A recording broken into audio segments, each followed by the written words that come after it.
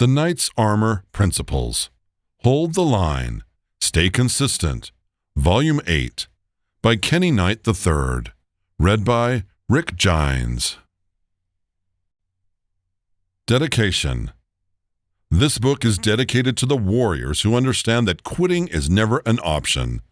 To my wife and my children, thank you for standing beside me through every battle, every setback, every sacrifice, and every season when the road was uncertain. You have been my why when things got heavy, and my reminder that the fight is bigger than me. Everything I build, everything I teach, and every principle I live is about creating a legacy that will outlast me.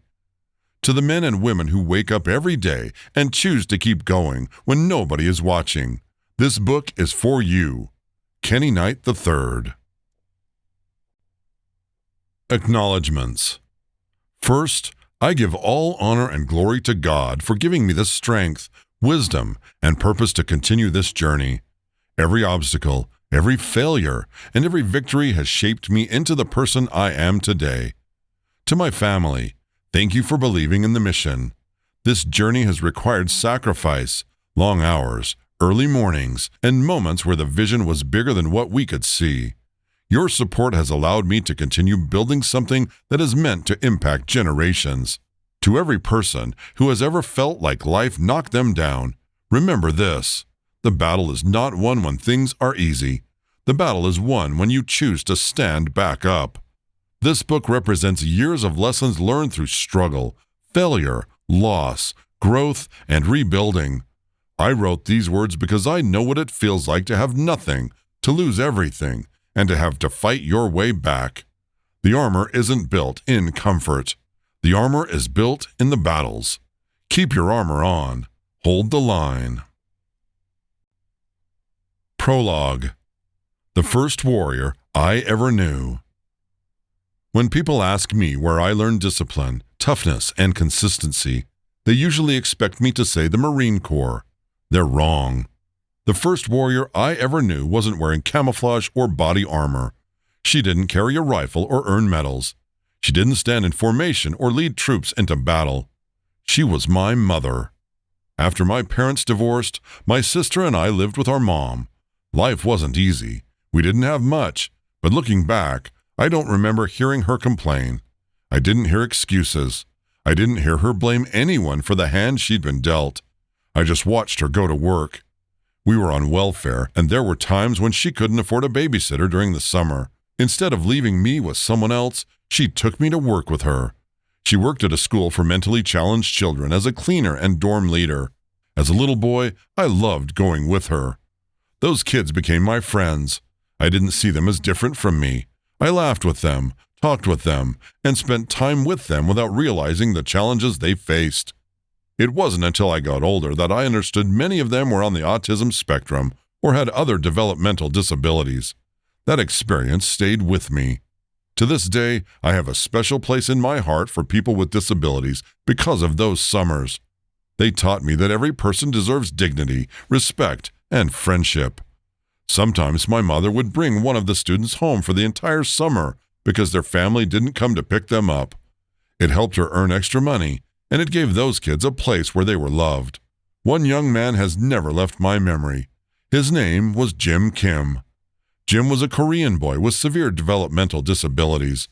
His parents didn't always come for him when school let out, so my mother opened our home. She didn't have much, but somehow she always found room for one more person. That's who she was. I watched her fight battles most people never saw. I watched her stretch every dollar until it couldn't stretch anymore. I watched her figure out how to put food on the table when there wasn't much to work with. Our Thanksgiving and Christmas dinners weren't the picture-perfect feasts you see on television today, but we always had something because she refused to quit trying. We didn't have running water. We depended on my grandparents for water, and sometimes for help watching us while she worked. During the winter, our heat came from a wood stove. I can still picture her walking through the cold, carrying armloads of firewood from the woodpile into the house. It wasn't glamorous. It wasn't easy. It was simply what had to be done. Her cars were old and worn out, but somehow she always kept them running just well enough to get back and forth to work. Looking back now, I realize how heavy the weight on her shoulders must have been. But as a kid, I never knew. She never let us feel the burden she carried. She never announced how exhausted she was. She never talked about giving up. She just got up the next morning and did it again, and again, and again. That was consistency before I ever knew what consistency meant. Years later, the Marine Corps taught me discipline. The Army sharpened my leadership. Business taught me resilience. Life taught me perseverance. But my mother taught me something even greater. She taught me that warriors don't always wear uniforms. Sometimes they wear work clothes. Sometimes they drive beat-up cars. Sometimes they carry firewood instead of weapons. Sometimes they quietly sacrifice so their children never have to carry the weight they're carrying. The world celebrates dramatic victories. I celebrate the people who keep showing up, because consistency isn't loud. It doesn't demand attention. It doesn't wait until conditions are perfect. It simply gets up every day, puts its armor on, and goes back to work. The first warrior I ever knew did exactly that. This book is for everyone who's carrying a heavy load, fighting battles no one else can see, and choosing to keep moving forward anyway. Hold the line. Someone is watching you, just like I was watching her. Chapter 1. Consistency beats motivation. People love to talk about motivation. They wait for it. They chase it. They depend on it. The problem is, motivation is temporary. Consistency is what wins. I learned that lesson long before I became a business owner. I learned it as a Marine Corps drill instructor. During every training cycle, recruits had to perform 2 major drill evaluations, initial drill and final drill. It wasn't just marching. It was a demonstration of discipline, teamwork, precision, and attention to detail. Every moment had to be exact. Every command had to be crisp. Every step had to be in sync. The Marine Corps doesn't reward close enough. It demands excellence. During my second year as a drill instructor, I was selected to lead my platoon for initial drill. I was excited. I was fired up. I couldn't wait to get out there and teach these recruits how to march the right way. At first, motivation was easy. Everything was new. Every day felt exciting. But after weeks of waking recruits at 4:30 every morning, marching them to the chow hall, marching them back, practicing for hours, and repeating the same movements over and over again, the excitement started to wear off. There weren't just 1 or 2 routines to learn. There were several. We never knew which routine the evaluators would choose, so we had to master all of them. Day after day, the same commands, the same rifle movements, the same sword movements, the same turns, the same corrections, the same repetitions. Eventually, nobody felt motivated anymore. We were simply doing the work. That's where most people quit. They mistake boredom for failure. They think because they're no longer excited, they're no longer growing. The truth is, growth often feels repetitive. Champions are built in repetition. Every flawless moment we made on evaluation day had already been performed hundreds of times during practice. Every command sounded confident because we'd repeated it until it became second nature. Every recruit knew exactly where to be because consistency had replaced uncertainty with confidence. When initial drill finally arrived, we didn't have to hope we were ready. We knew we were ready, not because of motivation, because of consistency. Our platoon earned first place in initial drill. I was recognized as the top drill instructor for marching during that series. That victory wasn't won on evaluation day. It was won every morning when we got up before sunrise. It was won every time we practiced one more repetition instead of taking shortcuts. It was won every time we chose discipline over convenience. That's how life works. Nobody sees the early mornings or applauds the endless repetitions. Nobody celebrates the days when you don't feel like showing up, but do it anyway. Those are the days that matter most. Motivation may get you started. Consistency carries you across the finish line. If you're waiting until you feel inspired to chase your goals, you'll spend more time waiting than winning. Stop waiting. Show up. Do the work. Repeat it tomorrow. And keep repeating it until excellence becomes who you are. That's how battles are won. That's how legacies are built. That's how you hold the line. Chapter 2. The power of showing up. People often think victory is about talent, strength, or luck. Sometimes victory starts the moment you show up. The Marine Corps taught me that lesson during Operation Desert Storm. I was assigned to 2nd Battalion, 5th Marines, or as we called it, 2-5. When the war began, we deployed to Saudi Arabia. We were among the first Marines on the ground. The Marine Corps had just started transitioning to the new desert camouflage uniforms. We had the desert utilities, the camouflage blouse, pants, and covers, but we hadn't received the desert boots yet. We were still wearing our black leather combat boots. People started calling us the Black Boots of 2-5. We didn't care what boots we had on. We were there to do our job. As we moved into our assigned areas, I expected what every young Marine expects when he's sent into a combat zone. I expected a fight. Instead, something happened that I'll never forget. In many areas, there wasn't much fighting at all. We would move toward enemy positions, and before we ever fired a shot, Iraqi soldiers were already surrendering. Their weapons were stacked on the ground. Many were on their knees with their hands in the air. They weren't looking to fight. They were looking to survive. Years later, I learned more about why. Saddam Hussein had starved his own military. Many of these young men were exhausted, hungry, and broken long before we ever arrived. They had nothing left. The Marines also had a reputation that preceded us. Stories had spread throughout the region about the Marine Corps. Some of the rumors were unbelievable. We heard people had been told that Marines were savage warriors, that we'd kill anyone who stood in our way. Some of the stories were so outrageous they sounded like something from a movie. Whether these rumors were true didn't matter. People believed them. Sometimes our greatest weapon wasn't our rifles. It was our presence. Simply showing up changed the outcome. That experience taught me something I've carried for the rest of my life. Showing up carries power, not just in combat, in business, in marriage, in parenting, in fitness, in leadership. People who consistently show up develop a reputation. Eventually, your reputation walks into the room before you do. When you consistently keep your word, when you consistently work hard, when you consistently do what you say you're going to do, people begin to expect excellence from you. Your presence alone starts changing situations. The same thing happens in the gym. The first day is hard. The first week is uncomfortable. The first month tests your commitment. But after a year, people know you're serious because they see you there every day. You don't have to announce your dedication. Your consistency introduces you. The same is true in business. Customers trust the businesses that keep showing up. Employees respect leaders who keep showing up. Families are strengthened by parents who keep showing up. Dreams are built by people who keep showing up. Too many people wait until they feel confident before they take action. Confidence doesn't come first. Showing up does. You may not have the perfect plan or the perfect equipment. You may not have everything figured out.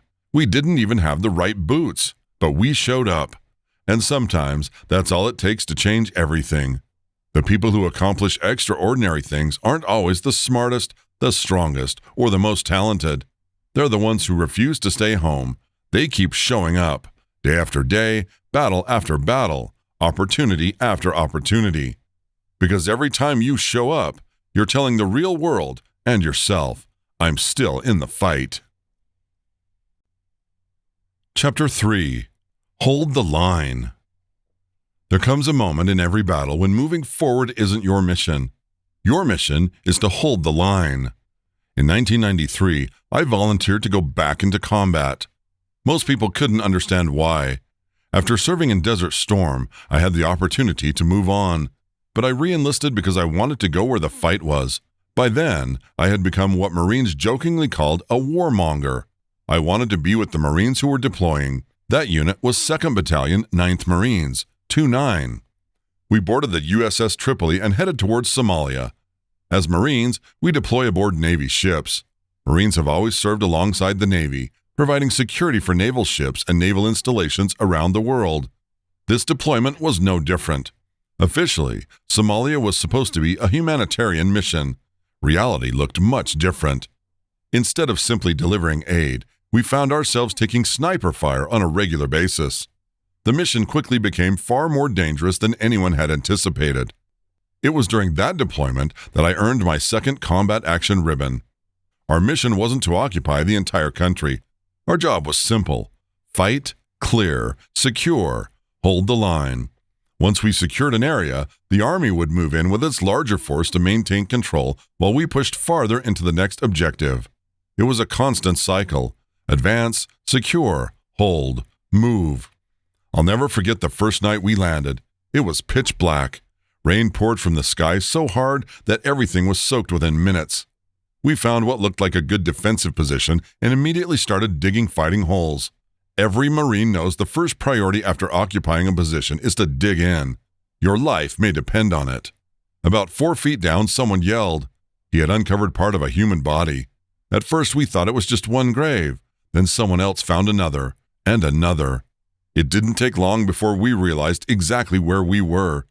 We had dug our fighting positions into a Somali cemetery. The graves were shallow, and our foxholes had cut straight into them. Nobody needed an order. We got out of there immediately.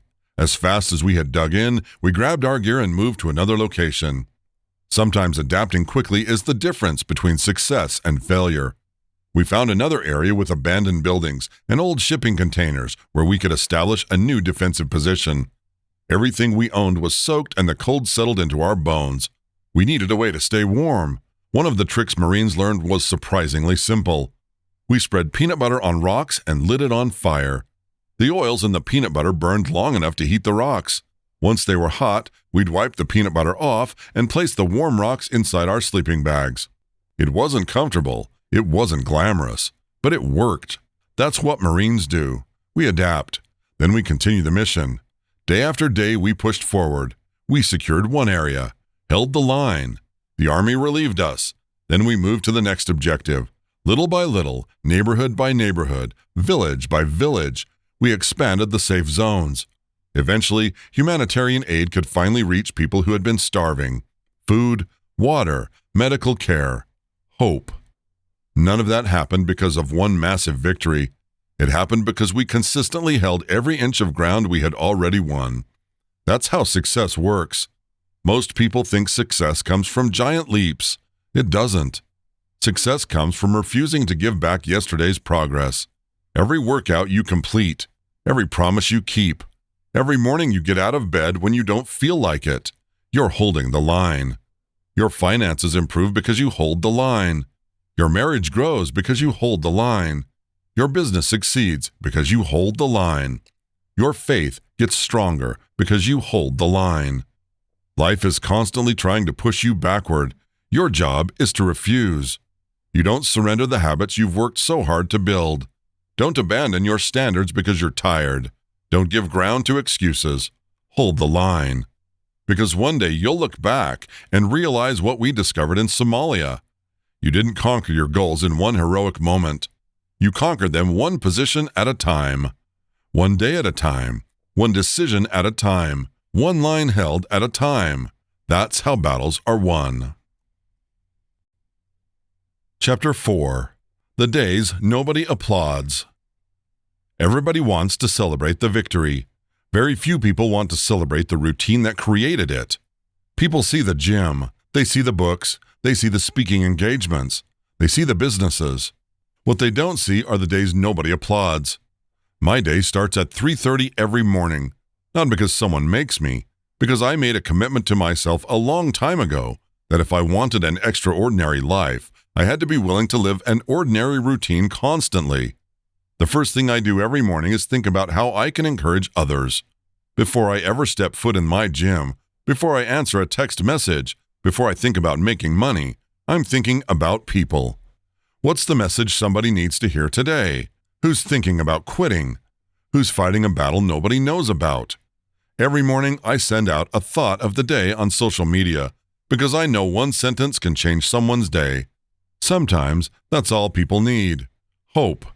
Then I get ready and drive to Rage Fitness. Once I unlock the doors, I grab my board to write the workout of the day. Then I stop and pray. I pray over every person who's going to walk through those doors that day, and over every person that I travel to and train that day.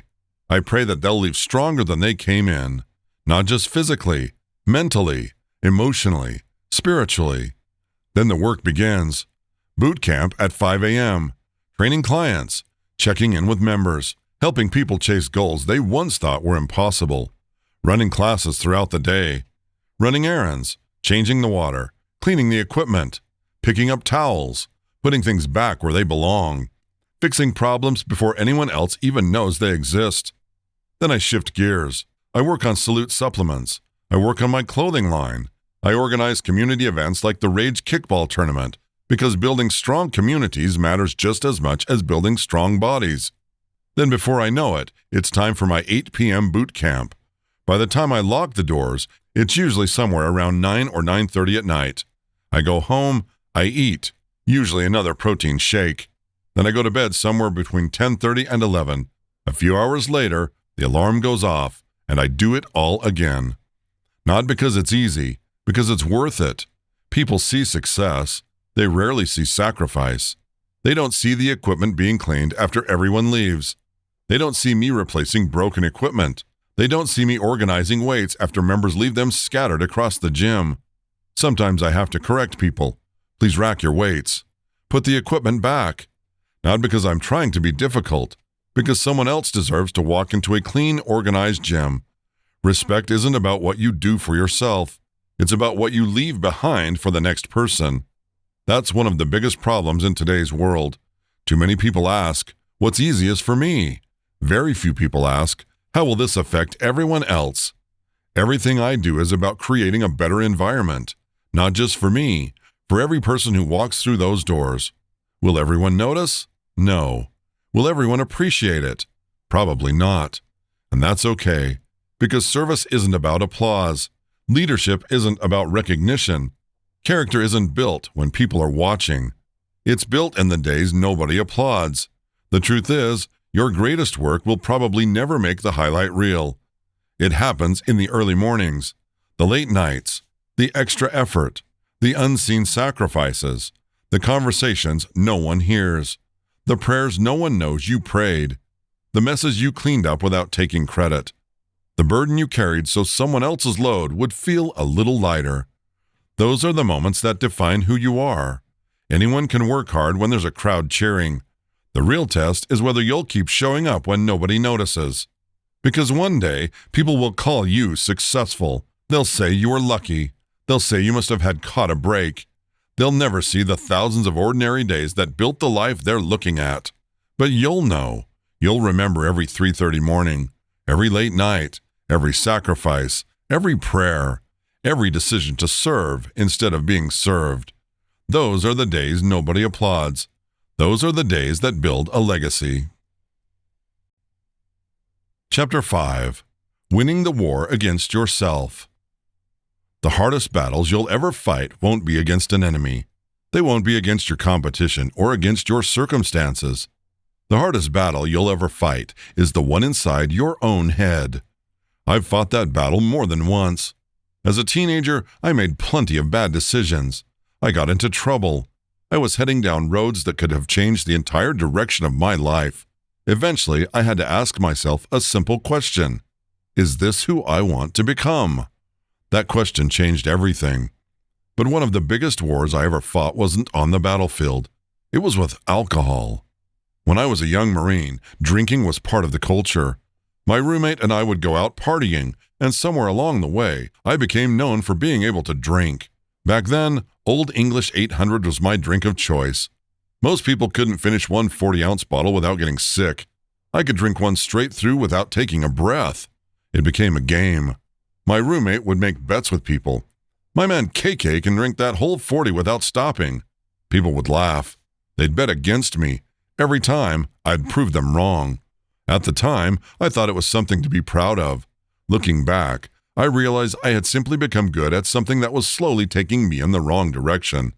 The truth is, I wasn't drinking because I was physically addicted. I was drinking because it was an escape. Combat changes you. You lose friends. You see things that never leave your mind. You carry memories most people will never understand. Alcohol became my way of turning the volume down. It helped me forget. It helped me cry when I had spent years convincing myself Marines weren't supposed to cry. For a little while, it numbed the pain. But here's what I eventually realized. You can't heal from something you're constantly trying to escape. Everything came to a head one day when I beat up one of my closest friends. Deep down, I knew he was right. I just didn't want to hear it. So instead of listening, I fought him. That day forced me to look at the man in the mirror. I didn't like what I saw. People often ask me how I quit drinking. They expect some dramatic story. They ask if I went to Alcoholics Anonymous or if I went through treatment. My answer surprises them. I didn't. One day, I made a decision. I was done, and I never looked back. For me, that was the turning point. Not because alcohol was the biggest problem in my life, but because I finally realized that no one else was coming to fight this battle for me. I had to fight it myself. Winning the war against yourself doesn't happen in one heroic moment. It happens every day you choose discipline over excuses. Every day you choose purpose over pleasure. Every day you choose growth over comfort. Every day you choose your future over your feelings. That's what this chapter is really about. Every one of us has something we battle. Maybe it's alcohol. Maybe it's drugs. Maybe it's anger. Maybe it's pornography. Maybe it's laziness. Maybe it's fear. Maybe it's self-doubt. The enemy doesn't matter. The battle does. Because if you can't lead yourself, you'll never successfully lead anyone else. I often tell people that the strongest person in the room isn't always the biggest or the loudest. It's the one who has learned to master themselves. The one who can say no when temptation says yes. The one who can stay disciplined when nobody is watching.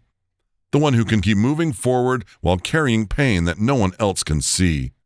That person is dangerous in the best possible way. Winning the war against yourself isn't about becoming perfect. It's about refusing to let your weaknesses become your identity. Your past is part of your story. It doesn't have to become your future. Every morning you wake up, you have a choice. You can surrender to the person you used to be, or you can put your armor on, fight the battle within, and become the person God created you to be. The greatest victory of my life wasn't earning medals. It wasn't surviving combat. It wasn't building businesses. The greatest victory was defeating the man I never wanted to become. Because once you win the war within, you're ready for whatever battle comes next. Chapter 6. Keep swinging. Failure isn't the opposite of success. Failure is part of success. I've lost count how many times I've failed. I've failed in business. I've made bad decisions. I've trusted the wrong people. I've lost money. I've lost everything. More than once, I've had to start all over. But here's the difference between me and a lot of people. I'm not afraid to fail. Failure has never scared me. Quitting does. I've always been inspired by people who refuse to let failure define them. Think about the greatest athletes in history. Most people only remember the championships. They don't remember the missed shots, the losses, the injuries, the seasons that ended in disappointment. People celebrate the trophies. God built the champion through the failures. The same is true throughout history. Abraham Lincoln lost election after election before becoming the 16th president of the United States. Most people would have quit after the first loss. He kept going. History doesn't remember how many times he failed. History remembers that he didn't quit. That's the lesson. Nobody beats a quitter, except one more try. I tell people all the time, just keep swinging, keep moving, keep trying, keep believing, keep learning, keep growing. You may feel like you're making no progress at all. You may feel like every door is closing. You may wonder if you're wasting your time. You're not. Every failure is teaching you something success never could. I learned more by losing everything than I ever learned from winning. When my businesses struggled, when I lost my house, when I had to rebuild from nothing, it hurt. But those seasons taught me lessons no classroom ever could. You can't get practical experience from a textbook. You earn it by getting knocked down, standing back up, and trying again. There's a difference between education and experience.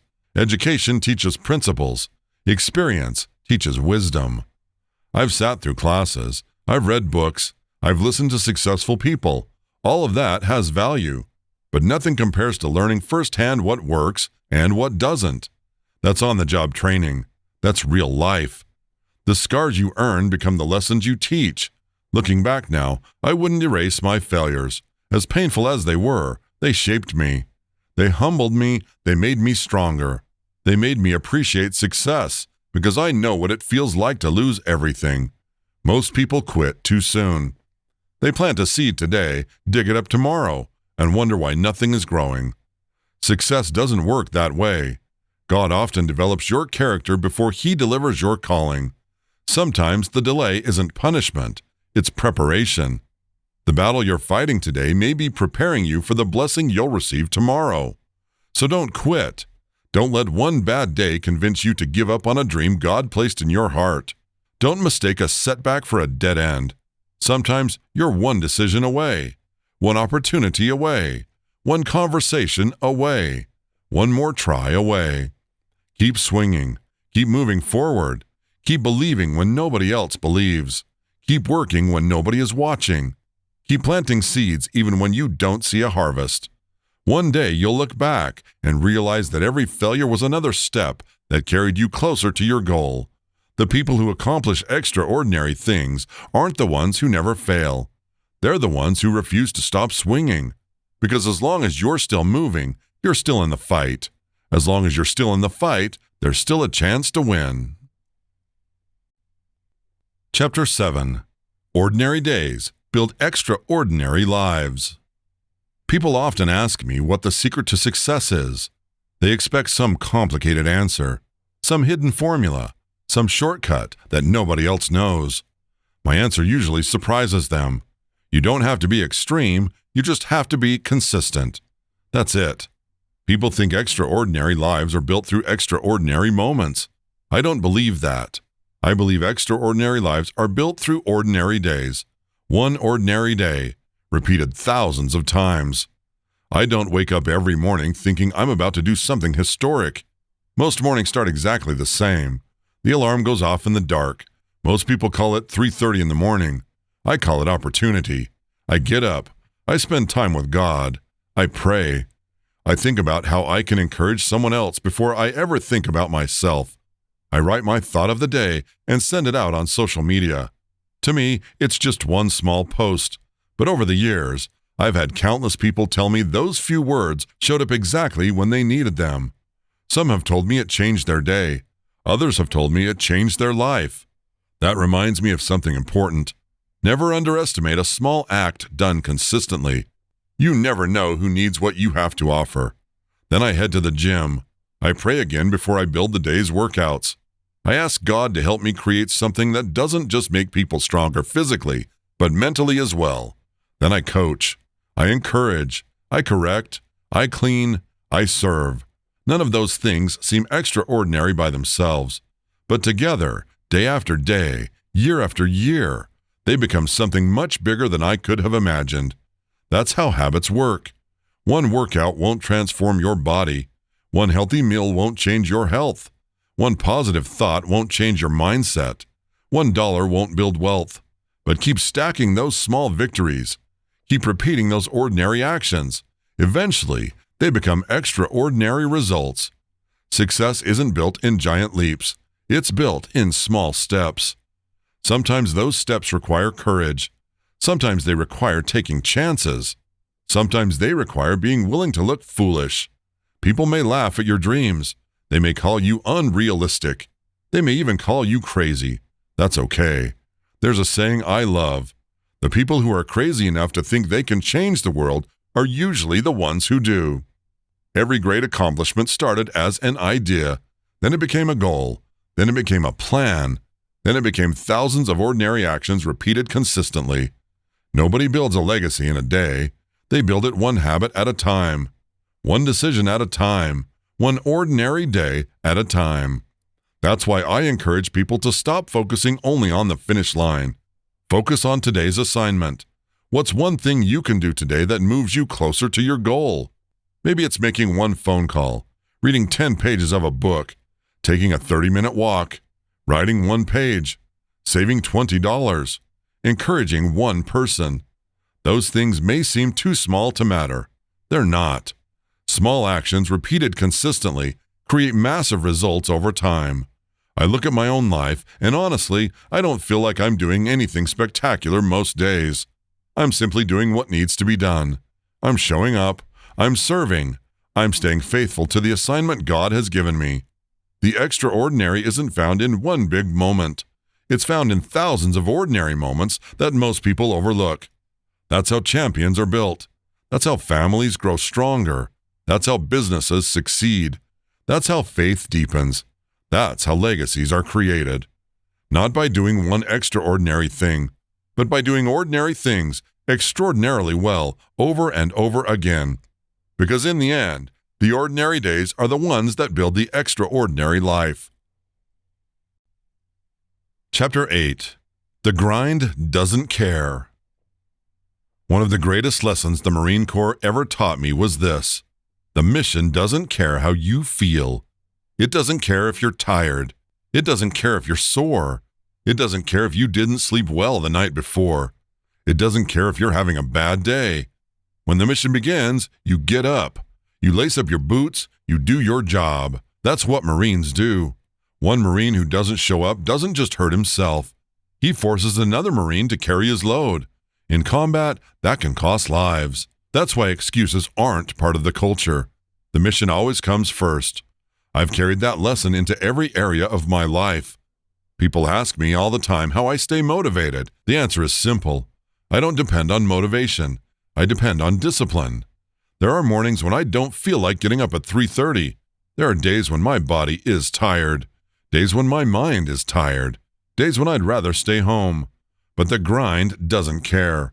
The people who count on me don't care how I feel. The members at Rage Fitness deserve my best. My clients deserve my best. My family deserves my best. The businesses I built deserve my best. So I get up, because that's what some leaders do. Some people are looking for permission to rest before they've earned the right to be tired. They've worked hard for a week. Then they reward themselves with a month off. Success doesn't work like that. The grind doesn't stop because you don't feel like grinding. I think about men like Dr. Martin Luther King Jr. He had a mission bigger than himself. He faced hatred, threats, violence, jail. Yet he kept showing up. He kept marching. He kept speaking. He kept leading. I think about Malcolm X. Whether people agreed with every one of his views or not, no one can deny his commitment to his cause. He didn't stop because it became difficult. He kept pressing forward. That's what people with process do. They keep moving. Every year on Martin Luther King Jr. Day, I notice something. Some people use it as another excuse to stay home. They'll tell me it's a holiday. I usually smile and tell them, Dr. King didn't take the day off. Think about that. The very man whose life we celebrate spent his life working while everyone else wanted comfort.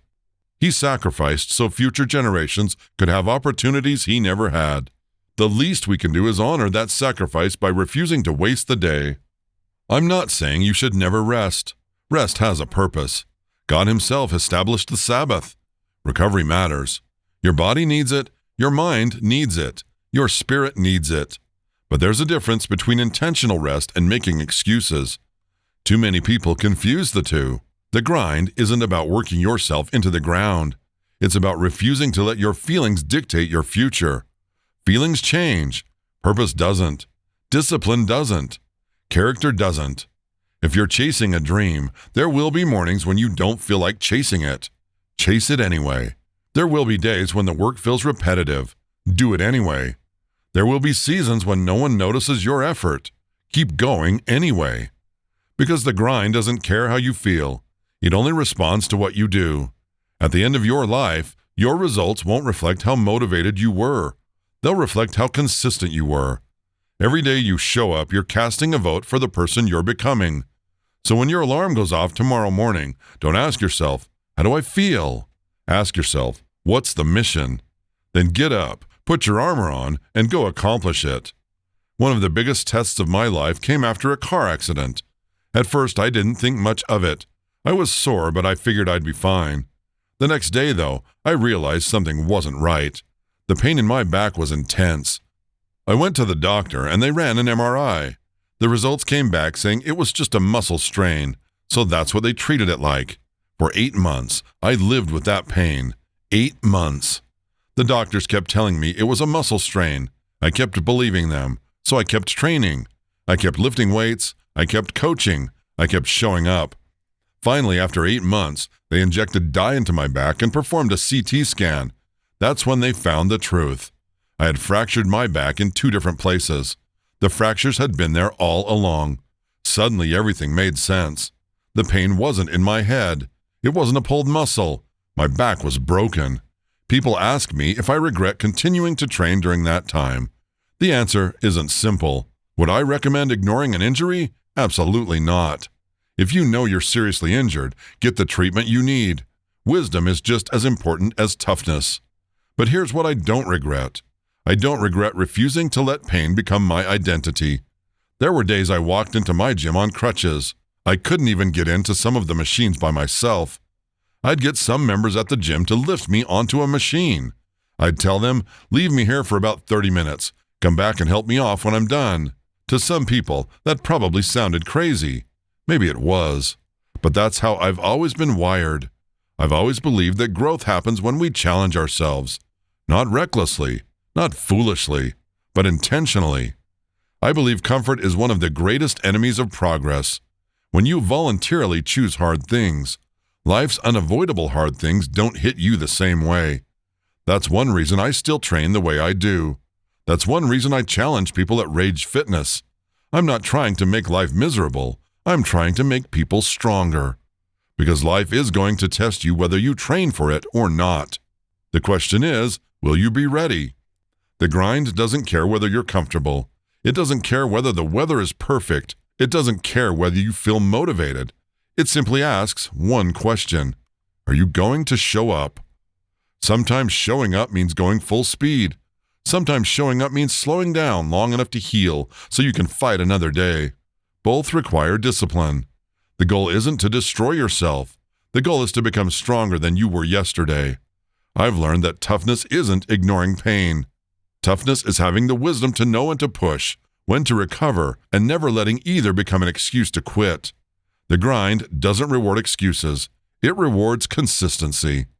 So whether you're carrying a heavy burden, recovering from a setback, or simply facing another ordinary Monday morning, get up. Put your armor on. Face the day. Because life isn't waiting for you to feel ready. The grind doesn't care how you feel. It only cares that you keep moving forward. Chapter 9. Outlast the Doubt. One of the greatest battles you'll ever fight isn't against failure. It's against doubt. Not other people's doubt, your own. Growing up in Maryland, I always felt there was something different about me. I couldn't explain it. There was something inside me that refused to settle. There was a grit, a toughness, a belief that I was capable of more. At the same time, I was surrounded by limitations. When you don't see what's possible, it's hard to believe it's possible. Nobody around me was talking about entrepreneurship. Nobody was teaching me how to build a business. In my mind, success looked one way. You got a job, you worked 30 or 40 years, you retired, you got a pension, maybe a gold watch, and that was your life. That's all I knew. I never realized ordinary people could own businesses. I thought businesses belonged to giant corporations. Funny thing was, the signs were all around me. As a kid, I saw people selling marijuana. I saw people hustling. I saw prostitution. I watched my grandfather run his farm. Even my wife owned her own nail business. But somehow, I never connected those things with entrepreneurship. I didn't realize they all had one thing in common. Someone decided to create something of their own. That realization didn't come until after I left the Marine Corps. I was working at a gym when I started paying attention to the people around me. Many of the members owned businesses, construction companies, plumbing companies, electrical contractors, landscaping businesses. None of them had hundreds of employees. Some had 5, some had 10, some had 20. That's when it finally clicked. You don't start with a corporation. You start with an idea, then one customer, then another, then another. That's how businesses are built. That discovery changed my life. But it didn't remove the fear. If anything, it introduced a whole new set of fears. I opened my gym. Every Monday morning, I'd wake up with the same questions running through my mind. Do you even know what you're doing? Can you really run a business? What if nobody shows up today? How are you going to pay the bills? What if this whole thing falls apart? Those thoughts were relentless. Some mornings, they were overwhelming. People think confidence means never questioning yourself. That's not true. Confidence is continuing even while you're questioning yourself. I doubted myself. I failed. I made mistakes. Then I failed again and again. But every time I got knocked down, I learned something. Failure became my teacher. Experience became my education. Little by little, I started figuring things out. One member became 10. 10 became 50. 50 became 100. The gym grew. The business grew. The opportunities grew. One day I looked around and realized something that shocked me. I had been doing it for 20 years. 20 years! It didn't happen overnight. It happened one day at a time. One workout, one client, one lesson, one mistake, one victory, one more day of refusing to quit. That's how doubt loses. Not because it disappears, but because you outlast it. Even today, doubt still whispers. Every entrepreneur hears it. Every leader hears it. Every parent hears it. Every person chasing a dream hears it. The difference is this. Successful people don't wait for doubt to disappear. They move anyway. The voice of doubt may never completely leave you, but if you keep showing up, keep learning, keep growing, eventually your actions become louder than your fears. Looking back now, I realized something. I wasn't fearless. I was faithful. Faith doesn't mean you know exactly how everything will work out. Faith means taking the next step anyway. So if you're waiting until every fear disappears before you chase your dream, you'll wait forever. Start anyway. Trust God, do the work, stay consistent, outlast the doubt. Because one day you'll look back, just like I did, and realize that while doubt was busy telling you why you couldn't, God was quietly proving that you could. Chapter 10. Earn Tomorrow. One of the greatest lessons owning a business has ever taught me is this. Yesterday's work doesn't pay today's bills. When I first opened Rage Fitness, I thought if I worked hard enough to build momentum, eventually I could just sit back and enjoy the ride. I couldn't have been more wrong. Momentum is real, but so is momentum in the opposite direction. If you're not moving forward, you're usually moving backward. There were times when business was booming. The gym was full. Money was coming in. People were signing up. Everything was clicking.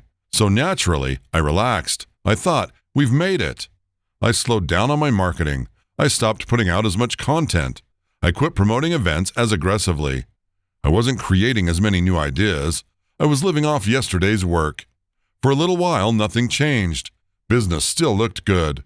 Members were still coming in. The money was still there. Then, almost out of nowhere, I noticed something. Attendance started slipping. Phone calls slowed down. New memberships dropped. Revenue began to fall. At first, I couldn't figure out what had happened. Then it hit me. The seeds I stopped planting weeks ago were the harvest I was seeing today. Business has a delay. What you do today doesn't always show up today. Sometimes it shows up next month. Sometimes next year. The opposite is also true. The work you refuse to do today eventually catches up with you. That's why consistency matters. You can't market one day and disappear for 2 weeks. People need repetition. Sometimes people have to see your message 5, 10, or even 20 times before they finally take action. Not because they weren't interested, because life gets busy. They forget. They get distracted. Then one day they see your message again, and this time they're ready. If you stopped showing up after the first post, you missed the opportunity. I've learned that every morning I have to wake up with the mindset that I have to earn today. Yesterday doesn't count. Last month's success doesn't count. Last year's awards don't count. Nobody owes me business because I worked hard before. Nobody owes me loyalty because I showed up yesterday. I have to earn it again. That's true in business. It's true in marriage. It's true in parenting. It's true in leadership. You don't build trust once. You build it every day. You don't become fit once. You choose fitness every day. You don't become a great leader because of one speech.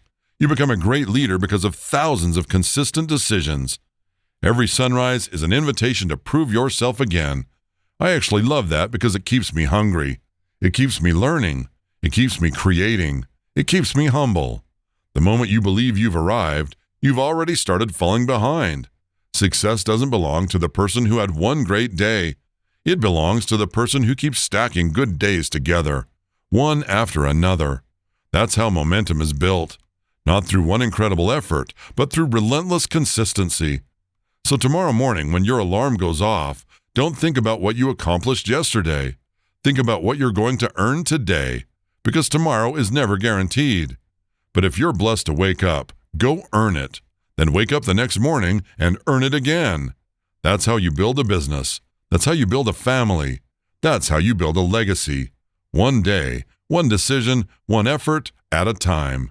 Because yesterday's work may have opened the door, but today's work earns tomorrow. Epilogue. Keep your armor on. When I first began writing about the Knight's Armor principles, I thought I was writing a book. I didn't realize I was building a way to live. Over the years, these principles have become more than chapters on paper. They've become my armor. Life has a way of knocking you off course. Success can make you comfortable. Failure can make you question yourself. Loss can make you want to quit. Pain can make you want to give up. And if you're not careful, life will slowly pull you away from the person you're trying to become. That's why I keep coming back to these principles. Whenever I feel stuck, whenever something doesn't feel right, whenever I find myself drifting, I don't look for a new answer. I go back to the old ones. I ask myself some hard questions. Am I still challenging myself? Am I listening to the wrong people? Am I investing in myself? Am I still pursuing my purpose? Am I working hard? Am I taking action? Am I staying consistent? Every time I honestly answer those questions, I find what needs to change. The principles don't change. I do. That's what keeps me grounded. That's what keeps me moving forward.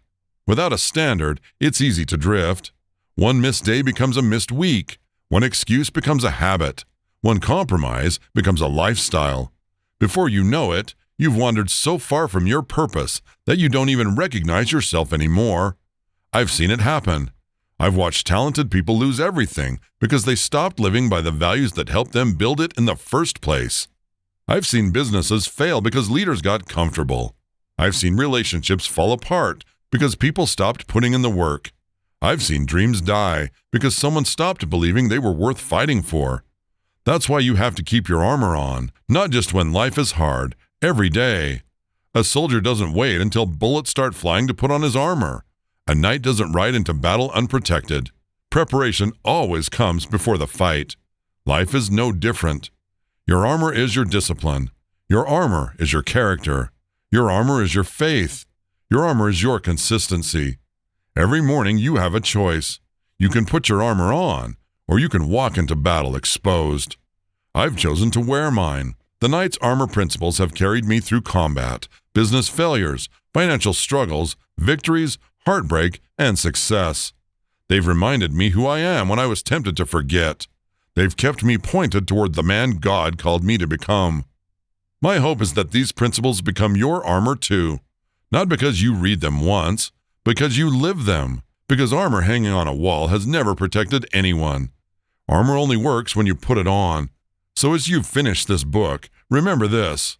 Life will test you. People will doubt you. You will get tired. You will fail. You will question yourself.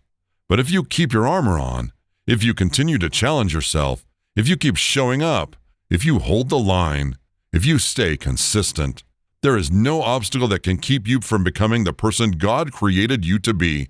The battle never truly ends. Neither should your commitment. So tomorrow morning, get up, say your prayers, put your armor on, and go earn another day. Because a legacy isn't built in a single battle. It's built by warriors who refuse to take off their armor. Hold the line, stay committed, keep your armor on. About the author. Kenny is a retired U.S. Marine Corps and Army combat veteran who overcame the trauma of war, personal hardship, and life-altering adversity to becoming a business owner, founder, entrepreneur, motivational speaker, and mentor coach. Today, he empowers students across the country with raw, real-life stories of struggle, growth, and triumph. This has been The Knight's Armor Principles. Hold the Line. Stay Consistent. Volume 8 by Kenny Knight III. Read by Rick Gines.